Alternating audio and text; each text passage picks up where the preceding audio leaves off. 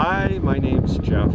I found Miguel online to take my family on a hike in the Pyrenees, and the experience on our first day has been excellent. And I think that's for three reasons. First, we're not expert climbers, so he was really good at helping us with our poles, giving us advice on how to climb correctly so that we didn't hurt ourselves, and that was really helpful.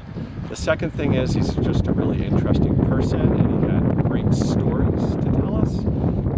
So that was nice, and we talked a little bit about politics and other interesting things, so that made the hike great. And then the third thing that was really important was he was very patient with different members of the family who went at different paces. So he never got frustrated, he always smiled, and we had a